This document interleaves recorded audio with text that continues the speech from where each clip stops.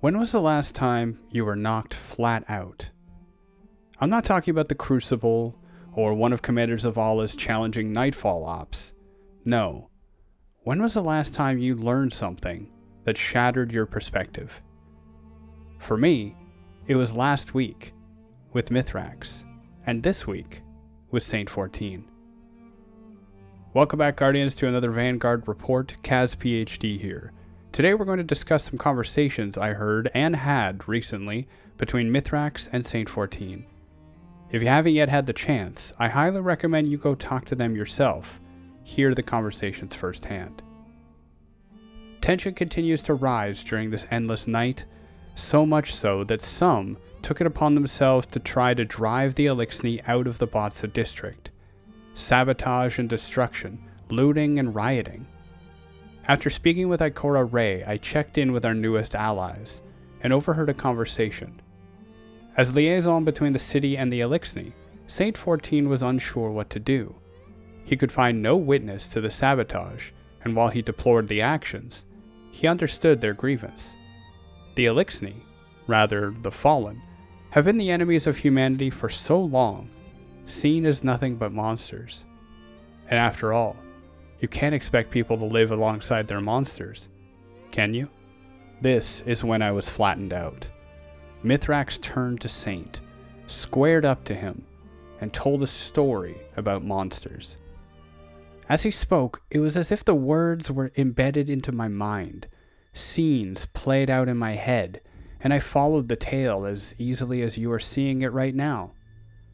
Mithrax told us a legend, a nightmare among his people. The legend of the Saint. After the whirlwind, after the Traveler left the Eliksni, they searched for the Great Machine. That search led them to us. The meeting did not go well. Afterward, his people would encounter, fear, and hide from the Saint, an unkillable, ravenous, dangerous behemoth of a creature who tore into their ranks time and time again. Crusade after crusade. Nothing could stop it. Nothing could kill it. And the legend grew. For as long as the Eliksni have known of humanity, they have known of the Saint. Now, House Light, in choosing to ally with the city, to be close to the Traveler, has to live with and see Saint 14 every day. Every day they are reminded of what he did to them. Every day they wonder if he will do so again. They live in fear, but they trust in hope. This was shocking to hear. Saint was at a loss for words, and frankly, so was I. I left the city, fled to the wilds. I needed to be alone. I needed to make sense of all this. Saint 14 has been a legend of mine. I remember first hearing about him, finding his helmet, hearing the speaker talk about his son, a Titan's Titan, a man of the people, a man gentle enough to care for pigeons, but the mightiest wall our people had ever seen. His exploits were more than famous. They were part of our city's life, our history. Our people were safe because Saint took the fight to the enemy, broke house after house. Then, one day, he was gone. Just this time last year, Osiris called me to his aid.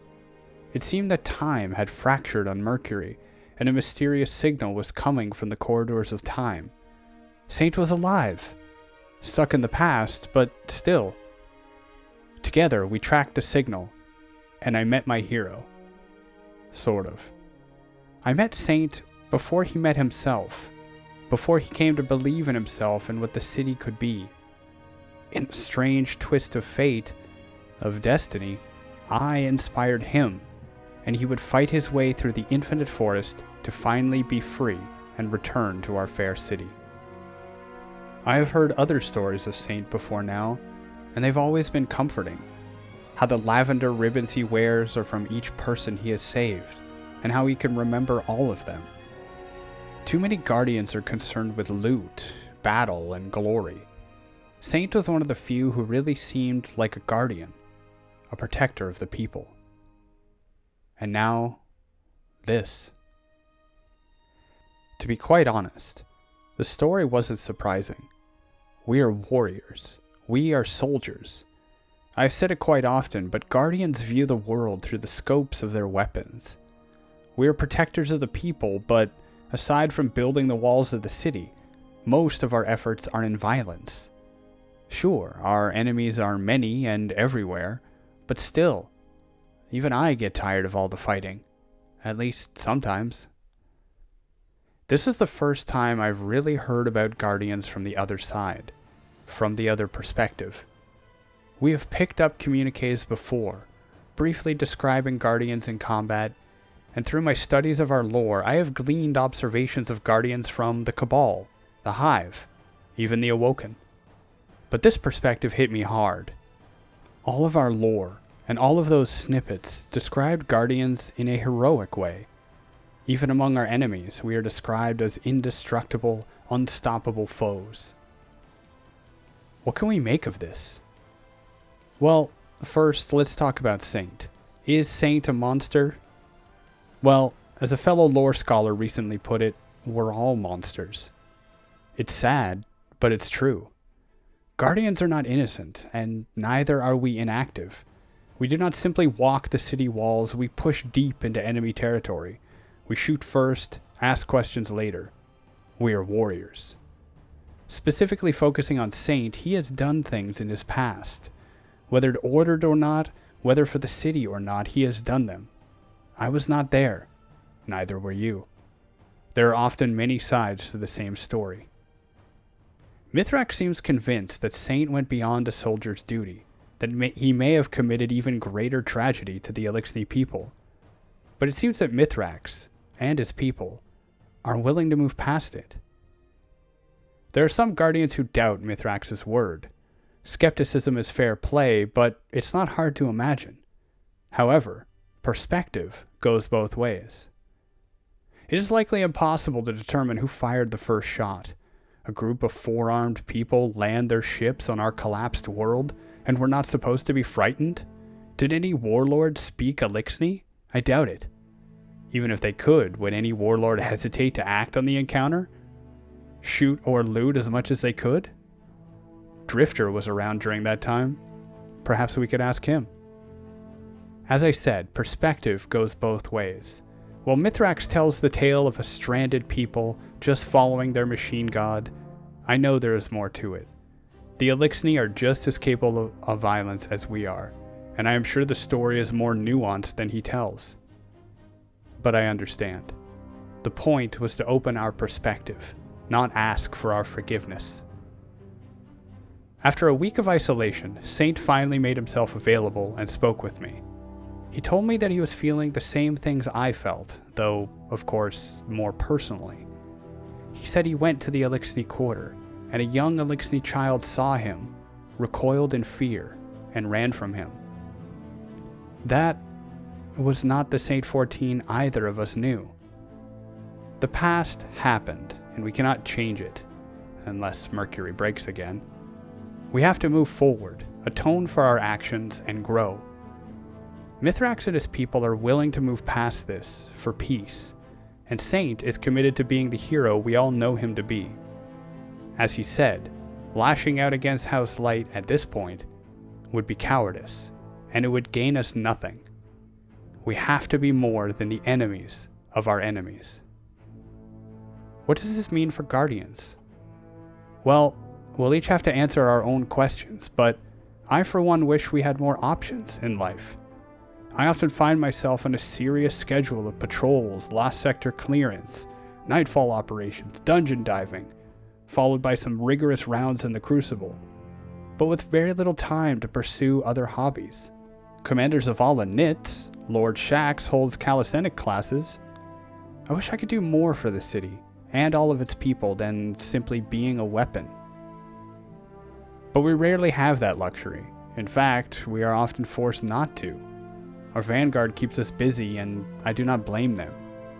Still, to those in charge, I want this point made clear. I, as a Guardian, would be interested in other ways of being a Guardian to the people, and I do not think I am alone. To interact more, to pursue knowledge as well as territory, to build our culture, even as we defend it. To all guardians out there attempting to reconcile this, and especially to those who are refusing to, hear this. What we think we know is simply a pile of rocks on shaky ground. I've studied our history, our lore, for some time, and while I can get close to being certain on many things, the fact is, it is hard to be certain 100%. Stories are told, retold, biased from the start, even just by a lack of information. Hearing tales of guardians, told by those we protected, or those who feared us in combat. It is very easy to build up the myth of the guardian, the protector, rather than the aggressor, the monster. To those refusing to see the truth, consider this. Aside from a few trinkets, what fills your vaults? Mementos or weapons? How do you spend your time? How do you think the enemy sees you? I am not saying that being a guardian is bad. On the contrary, I am proud to protect our people, and I know that we have little choice in how we do so. But rather than holding on to immutable facts like solid igneous rock, consider our perspectives like diamonds, multifaceted, but once embraced, polished, clearer, sharper, and harder than any other substance. There is room to be both guardian and monster. There is opportunity to improve ourselves and how we are seen, to atone for our mistakes and learn from them. We have a chance here to embrace our full nature and be even better guardians, to chart a course for peace, and to be the heroes we wish ourselves to be. But it starts by understanding ourselves, reflecting within, setting values for ourselves, and opening our arms to accept others. In any case, I've now shifted into a more poetic mood, which my ghost tells me means it's time to wrap this up. I've greatly enjoyed seeing this side to Saint, and while the news is hard to hear, the growth from it opens up new opportunities. I'm excited about the future of our city, of guardians and the people. We are still stuck in this endless night, but together and with our new friends, perhaps the dawn is closer than we think. Thank you all very much for watching. If you enjoyed this broadcast, be sure to set your radios and ghost frequencies so you can subscribe to more content. And be sure to check my archive. Tell me, how are you feeling? How has this revelation affected you? How do you keep busy this season? As always, looking forward to the next one. Be safe, be kind, and I'll see you next time. Bye now.